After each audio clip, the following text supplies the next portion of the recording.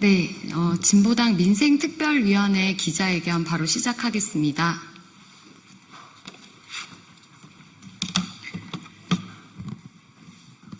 네, 채무자 회생을 위한 제대로 된 배드뱅크 설립 촉구 기자회견은 진보당 롤링주빌리 한국금융상담협회와 함께 진행합니다.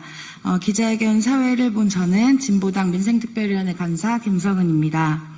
오늘의 기자회견은 사회에서의 취지 발언 이후 이경민 진보당 공동대표님, 강명수 한국금융복지상담협회 회장님, 그리고 유순덕 롤링주빌리 상임이사님의 발언이 이어질 예정이며 윤종호 진보당 원내대표님의 기자회견문 낭독으로 마무리하도록 하겠습니다.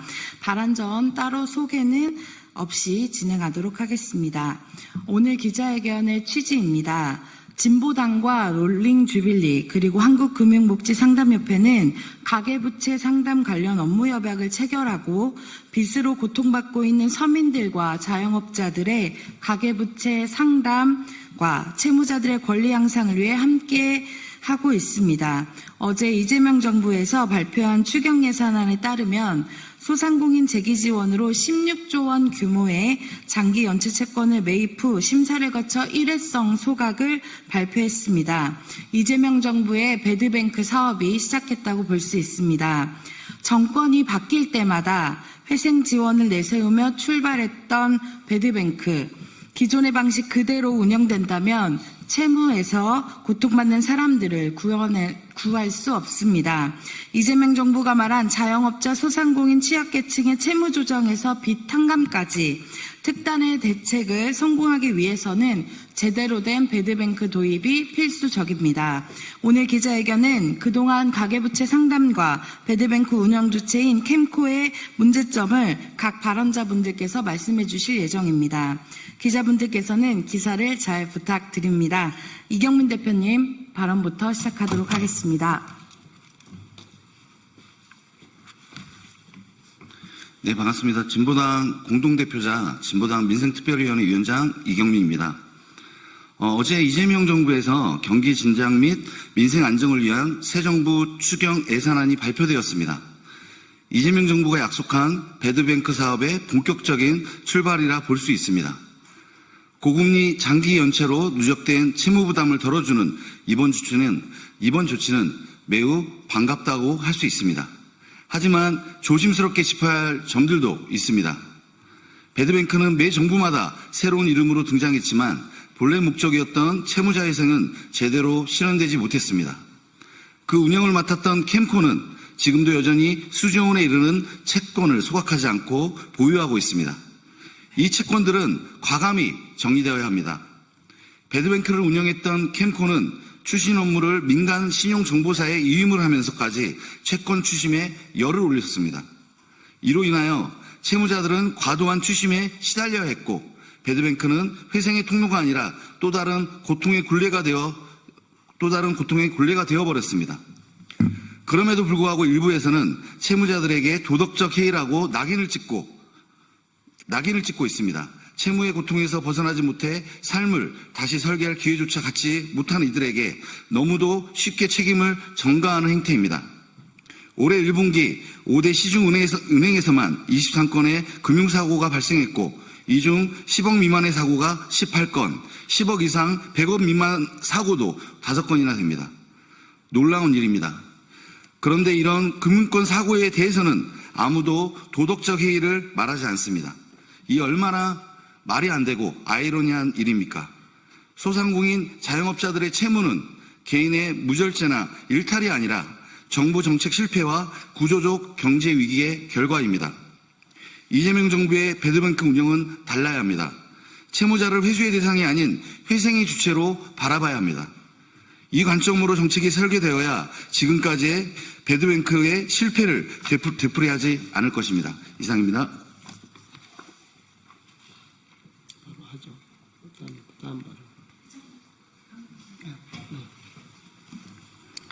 예, 안녕하십니까. 캠코의 배드뱅크는 회생의 사다리가 아니라 족쇄였다라고 말씀을 드릴 수가 있는데요. 저는 오늘 한국자산관리공사의 배드뱅크 사업으로 인해 지난 20년 가까이 고통받아온 채무자들의 목소리를 대신해 이 자리에 섰습니다.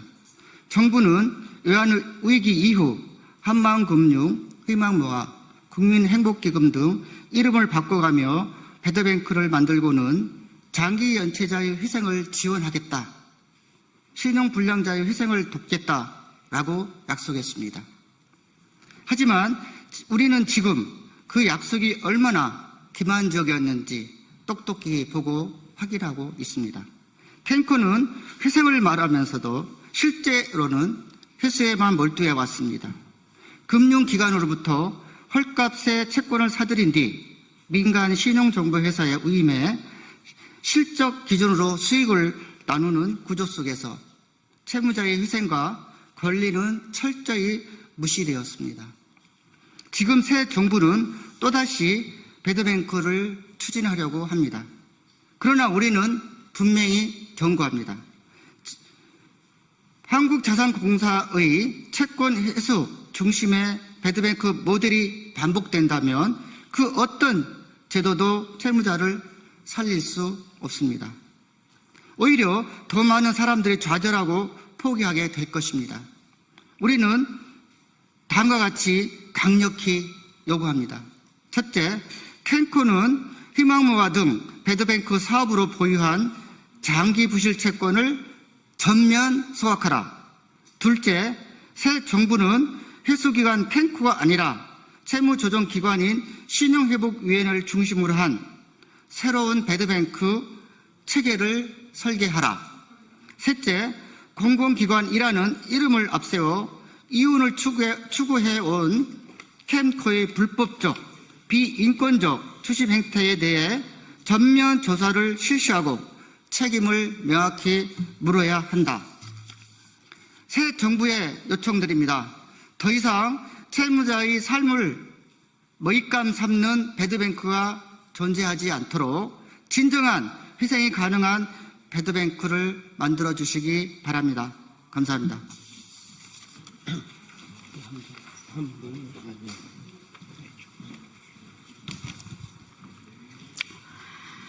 저는 오늘 배드뱅크의 본질을 망각한 채 공공기관의 책무를 저버리고 있는 한국자산관리공사 캔코에게 단호히 묻고자 이 자리에 섰습니다. 캔코는 지금 새 정부의 배드뱅크 사업을 자신들의 조직 확대와 미래 먹거리 확보, 수단으로 삼으려는 태도를 즉각 중단해야 합니다. 공공기관이 국민의 채무를 이용해 이익을 추구하고 있다면 그것은 더 이상 공공이 아닙니다. 그동안 캔코는 희망모아, 한마음금융, 행복기금 등 배드뱅크 사업을 통해 한시적인 특별법의 근거로 부실채권을 매입해 왔습니다. 그러나 지금은 그조차 부족하다는 듯 비영리 법인에 의한 상시적 채권 매입을 가능케 하는 법 개정으로 본인들의 목표를 달성하고자 하고 있습니다. 이는 사실상 금융위원회 등록 비영리 법인이라는 외피를 씌워서 캔코가 부실채권을 상시적으로 매입하여 추심하겠다는 것이며 회생을 위한 제도 설계를 가장한 캔코의 추심 권한 확대와 사업 영역 확장의 욕망일 뿐입니다. 이것이 바로 배드뱅크를 회생 중심이 아니라 추심 중심의 사업 구조를 유지하겠다는 캔코의 속내입니다.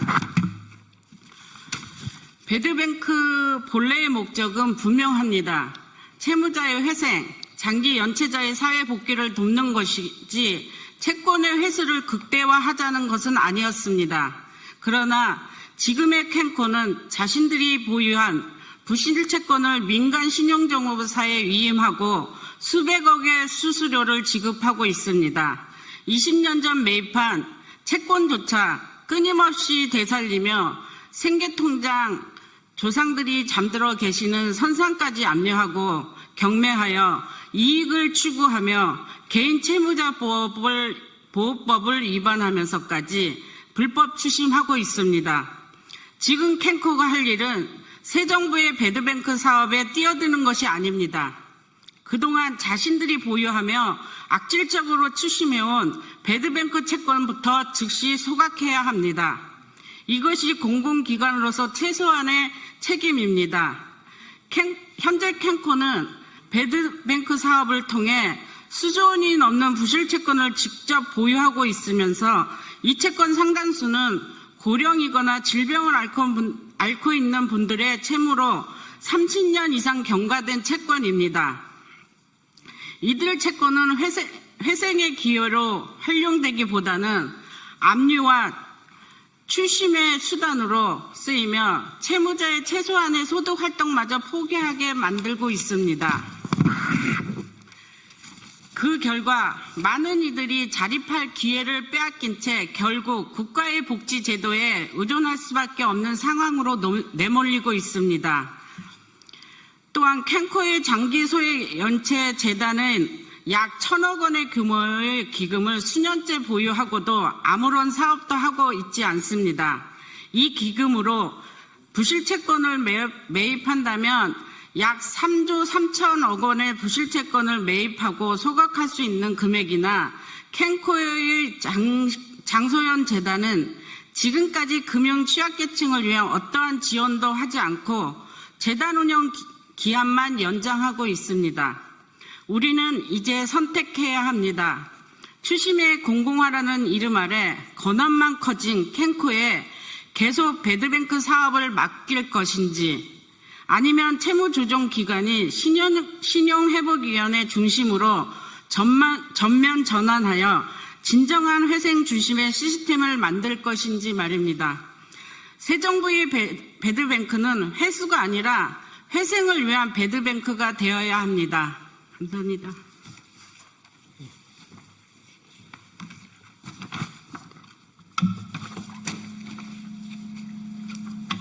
예, 진보당 원내대표 맡고 있는 울산 북구의 윤종호 의원입니다. 기자회견문을 낭독하도록 하겠습니다. 캔코의 채권 장사 중단해야 합니다. 채무자 회생을 위한 제대로 된 배드뱅크를 설립합시다. 오는 9월에 자영업자의 코로나 대출 50조 원 상한이 본격화됩니다. 이재명 정부가 자영업자와 소상공인, 취약계층의 신속한 채무 조정을 위해 배드뱅크를 설립을 추진하겠다고 밝힌 것은 환영할 만한 일입니다. 그러나 기존 방식이 반복되어서는 안 됩니다. 이름만 바꾼 또 다른 추진기관이 아니라 채무자 회생을 중심에 둔 제대로 된 배드뱅크가 필요합니다. 첫째, 채무자를 회수의 대상이 아닌 회생의 주체로 바라봐야 합니다. 그동안 캔코가 운영해온 배드뱅크는 채무자 회생보다는 채권 회수가 중심이었습니다. 장기 연체 채권의 소멸시효를 반복적으로 연장하고 실익이 없는 채무자에게까지 주심을 가했으며 민간 정보사에게 주심을 위임해 실적 경쟁을 부추기기도 했습니다. 과거처럼 캔코가 채권 장사를 계속한다면 새로운 배드뱅크도 실패할 수밖에 없습니다. 채무자 회생을 중심에 두어 설계하고 운영해야 할 것입니다.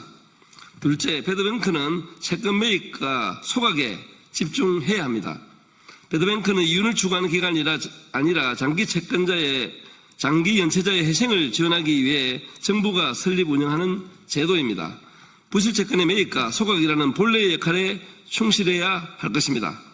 어제 발표된 추경안에서 장기 연체채권 50만 원 이하 7년 이상 채권을 소각하겠다는 방침은 환영할 만한 일입니다. 그러한 부분에 집중해서 역할을 할 것을 요청드립니다. 셋째, 채무자의 재기와 회생을 위한 맞춤형 지원 설계가 필요합니다. 희망모아, 국민행복기금, 새출발기금 등 다양한 배드뱅크가 운영되어 왔지만 실질적인 도움을 받은 채권자는 그리 많지 않았습니다. 보강 대책이 필요한 사항입니다. 배드뱅크는 부실채권만을 다루기 때문에 다중채무자와 채무가 근본적으로 해결되기 어렵습니다.